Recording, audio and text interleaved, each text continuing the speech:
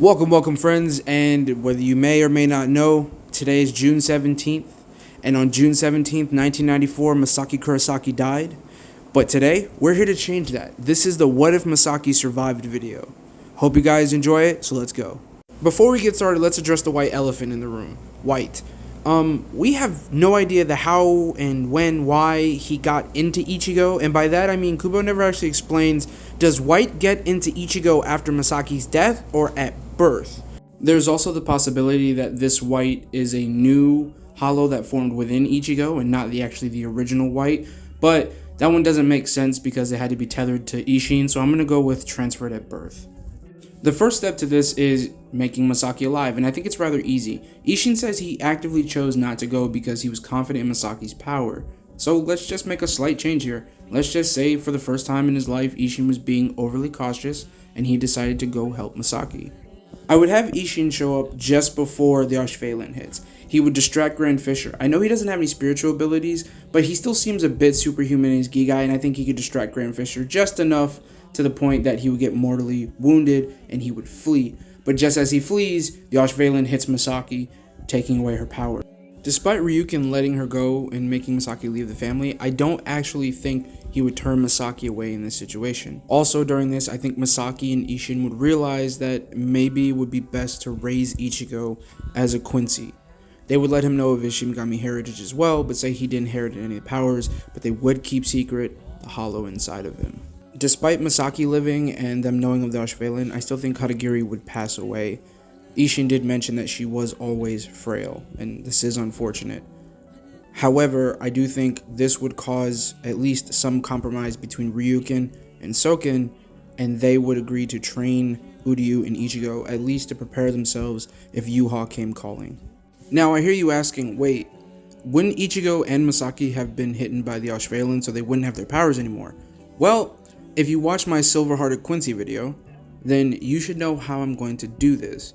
Basically, I surmise that very similar to how the Let Steel affects the Quincy body, I assume that the Ashvalan affected it in a very similar manner, so they possibly could go through the same process in order to regain their powers, and they would put Ichigo through the same said process to reactivate his Quincy abilities.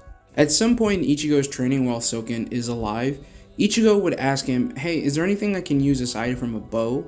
And which would draw some ire from Uryu, and Soken would say, yeah, of course. So Ichigo would manifest a sword, and Soken recognized the sword as that of Yuha. He wouldn't say anything to anybody, he would keep it to himself. Now, if you think that Masaki living takes away from the Grandfisher thing, well, I'm gonna fix that. We're gonna have Grandfisher kill Soken. Now, the anime kind of implies that Grandfisher is the one that made Sora into a hollow. And if that is true, then that means Grandfisher has a swarm of hollows under his control.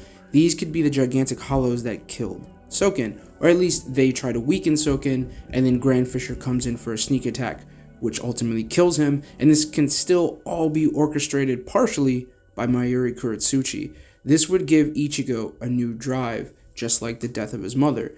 Grandfisher now will plague the Kurosaki family, and now by extension the Ishida family as well. Grandfisher now becomes a overarching villain for the entirety of the first arc. Masaki being alive affects a lot of things in the story, specifically Ichigo's personality. I think Ichigo would be a lot more outgoing and friendly to other people. I still think he would get in a lot of fights because, his orange hair and his kind of naturally mean face. But not saying that Ishin did a bad job, I just think having Masaki around with the way everything's portrayed, how she treated Ichigo and the family, I think things would be a lot brighter for the young man. He would still hold a bit of darkness though for losing a mentor like he did with Soken. I think he would still be best friends with Chad. The biggest thing would be his relationship to Uryu, which I think would be more of like a brotherly or cousin type rivalry as opposed to just mostly antagonistic friendly that he was in the anime and manga. Finally, for the background section, we have the adults. Now, I think Ishin would do his best to try to keep tensions low, especially to make Katagiri feel comfortable. I do honestly think that they will all try their best to get along and to protect the kids the best they could.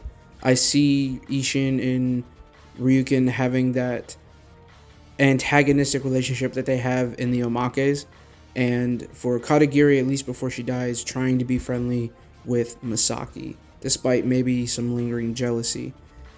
The most important thing, though, is that they stick together and they try to keep their presence diminished as much as they can. Although Masaki and Ishii enrage Ichigo to be as we think they would, outgoing, trying to protect people, Ryukin would always try to remind Uryu that he needs to be careful and not expose himself to Soul Reapers. Our what if begins at Karakura Town High School, where a hollow suddenly appears. Uryu, who's already standing on top of the roof anticipating it, shoots it out of the sky. Ichigo comes up from the stairs and yells at Uryu that it was his turn to kill the hollow. Soon after, Masaki comes up and sees both boys arguing over whose turn it was to kill the hollow. Masaki admonishes both of them for even arguing over something so stupid, and that they both need to keep a low profile, and that Ichigo can't keep skipping class. So it was Uryu's turn. Things go about as they normally do in the series. We're going to have a Monster of the Week style of story, except the difference is each of these hollows are going to appear because of Grandfisher. Grandfisher is going to try to attack Ishida family and the Kurosaki family through their friends and neighbors. So Sora becoming a hollow was orchestrated by Grandfisher. Chibata, the little parakeet, coming in contact with Chad was on purpose from Grandfisher. All these attacks would be purposeful, trying to find a way to get to them. Now, at this point, Rukia has not appeared, but that's now going to change. Rukia one day is going to appear while Ichigo and Uryu are having one of their many contests. Right now, Ichigo is up on Uryu 101 to 100. These are, however, friendly contests that don't involve any killing of hollows. Rukia would appear feeling the spiritual pressure of Ichigo at one of the Quincy training fields. She would stop in and begin questioning them. She would have a very condescending attitude, which would make Ichigo give attitude right back. Uryu, on the other hand, wouldn't feel comfortable really at all because of the way he was raised by Ryukin. He would be more antagonistic towards Rukia instead of really playful, and then she would say, "Do you want to make something of it?" She would draw her blade, preparing to fight them, quote unquote, and that's when something would appear, a mod hollow. And now by mod hollow, I mean something like Metastasia, one of Aizen's creations. He needs the Hogyoku, and he's going to bait the Hogyoku out of Urahara one way or another, and he's going to use Rukia to get it. This mod hollow would have a very similar ability to the original White. It would attach itself to a host and make it go through holification, or basically soul suicide. Now, I need to mention that Uryu and Ichigo are much stronger than they were at this point than they were in the original manga. Because they've been training together and training with actual teachers for many years, they're a lot stronger. However, this hollow itself is very strong, and they're losing. Despite both Rukia and Ichigo fighting at close range, it seems to have really no interest in Ichigo. Eventually, the hollow does what it's supposed to, and it latches itself on to Rukia's soul. Now, immediately, they don't know what to do. They rush back, and Ishin and Masaki know exactly what to do. They take her to Urahara. They try to stabilize her, and they try to do what they did last time, except this time the situation is different. They need a Quincy to latch Rukia to. Uryu's not going to do it, so the only clear option is for Ichigo to follow in his dad's footsteps and tether his soul to Rukia's. Just like in the anime and manga, Rukia will be staying with the Kurosakis at the Kurosaki Clinic. Around the same time, after the tethering, Ichigo starts having very weird dreams about an old man in sunglasses and a black cloak, telling him to be vigilant and not to trust the Soul Reapers. He keeps trying to say his name, but Ichigo can't hear it and doesn't know what he's saying. Uryu, on the other hand, makes his ire very much known. He doesn't outright disrespect Rukia, but he makes it very clear that he can't wait for her to leave. He thinks she's nothing but trouble. Unfortunately, trouble is going to find them in the form of Grandfisher. Unbeknownst to everyone, Kisuke didn't exactly do what he said he did. He did actually tether Rukia and Ichigo together, but this was just a ruse in order to trick Aizen and everyone. He actually hid the Hogyoku in the Gigai like he did in the original anime and manga. And even if she were to be captured, he was banking on the Kuchiki family to protect her. Eventually, Grandfisher would make his appearance, except this time, he would be in a Rancor. Now, I know it seems kind of early for Arancars in the series, but in actuality, the first Arankar appears in chapter 24, the chapter where Grandfisher is defeated. He goes back to Wakemundo, and we see him being turned into an Arankar by D-Roy and Ice Ringer. I know it seems a bit weird, but just follow me here. After fighting so many hollows and getting to know what they were, we would eventually be able to move on to the Arrancar. Grandfisher would amass his army and attack Karakura Town on the same day, June 17th, all those years ago that he attacked Masaki. Ryukin and Masaki would spend their time trying to save regular citizens from these hollows, while Ichigo and Uryu would stay trying to find out where Grandfisher is with the help of Urahara Kisuke and Brukia. Eventually, they would find out where they think he's hiding and go to attack. They think between the two of them, they'd be able to defeat this Grandfisher. They're not completely sure how strong he is as an Arrancar. So the boys show up and slaughter waves and waves of hollows. Ichigo swings his Reishi sword, letting out Getsuga Tenchos, taking out hollows en masse. Uryu fires off barrage after barrage of arrows, taking most of them out with one shot, not even needing a second. The boys overcome the horde and face down Amenos Grande. They overcome it and just collapse from exhaustion. This is when Grandfisher finally shows up. Using a very similar method that he used to defeat Soken, he waits for the boys to get exhausted, fighting off these hollows. Grandfisher attacks, swinging his hero-covered arms at Ichigo and Uryu, playing with them, toying with them, knowing full well that they can't even scratch him. Ichigo's sword clanks off of his skin, Uryu's arrows explode on contact but do no damage. They can't harm him, and they realize they're completely outmatched.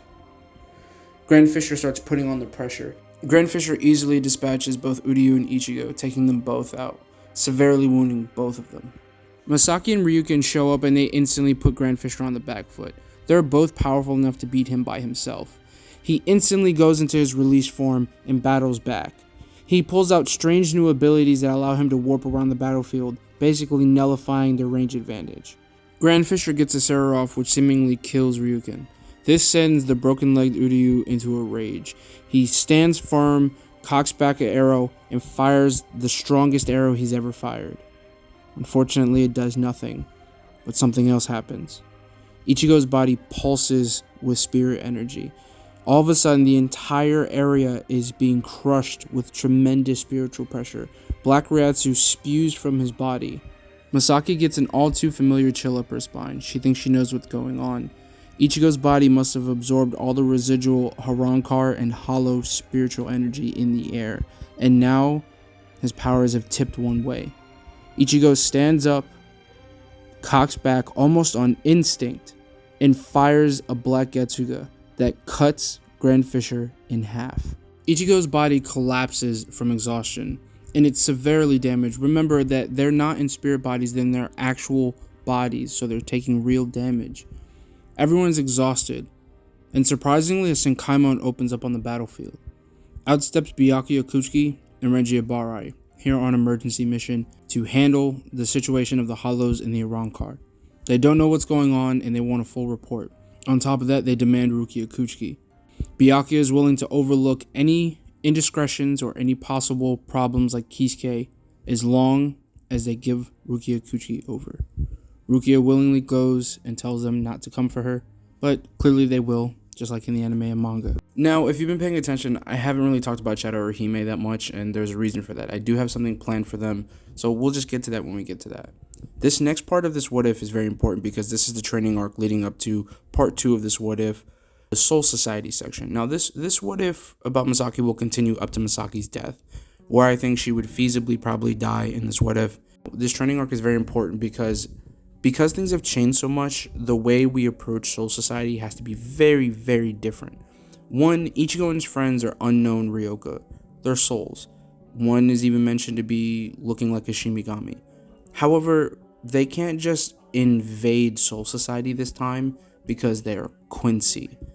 I believe this would draw much more attention from Yamamoto and a much more violent response, and I think someone like Kisuke would know this.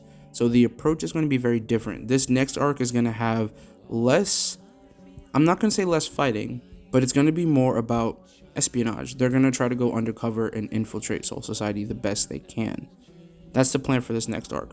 So Ichigo's training is going to reside around getting him his Soul Reaper powers. Uryu will still train as he did with the Sanrei Glove because there's really nothing else for Uryu to do.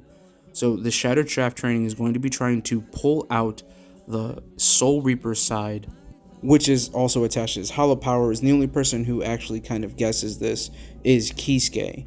What's important here is Kisuke notes that Ichigo uses a sword, and that when he kills hollows, it doesn't seem to destroy them, as all the hollows dying in the recent years hasn't really attracted Soul Society's attention. Something weird is going on with Ichigo. He assumes his power is kind of already manifesting, so he thinks the best way to make them manifest stronger is to battle Ichigo with his own Ryatsu. Therefore, when Ichigo absorbs it through his Quincy powers, it will reawaken his powers in full. After arduous training, Ichigo finally unlocks his abilities.